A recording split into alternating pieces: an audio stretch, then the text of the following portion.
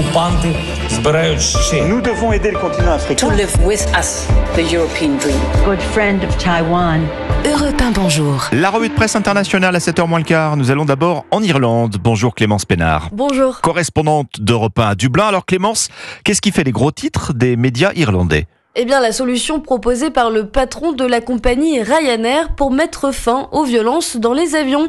Pas plus de 2 verres d'alcool à l'aéroport, titre The Irish Times. D'après Michael O'Leary, le directeur de l'entreprise irlandaise low cost, les comportements antisociaux ont considérablement augmenté, qu'ils soient entre passagers ou envers le personnel. Dernier événement en date, au début de l'été, rapporte The Examiner, une bagarre générale éclate dans un vol entre Agadir et Londres. Atterrissage d'urgence à Marrakech, 9 personnes sont expulsées de l'avion. Et l'alcool ne serait pas le seul coupable, selon Michael O'Leary. Les mélanges avec d'autres comprimés rendent les passagers plus agressifs.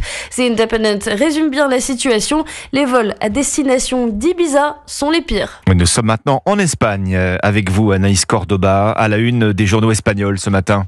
L'indépendantisme catalan en perte de vitesse. Voilà de quoi parle la presse espagnole après une participation historiquement basse à la manifestation indépendantiste annuelle pour la fête nationale de la Catalogne.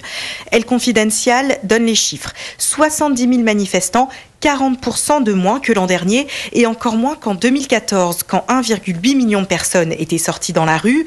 Le quotidien catalan La Vanguardia attribue ce manque de soutien populaire aux divisions entre les partis indépendantistes qui doivent repenser leur avenir.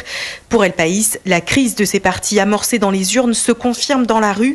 Le quotidien revient sur l'échec des indépendantistes aux élections régionales de mai dernier. Ils avaient alors perdu pour la première fois en presque 15 ans la présidence de la région Catalogne. Merci Anaïs Cordoba, merci à tous nos correspondants.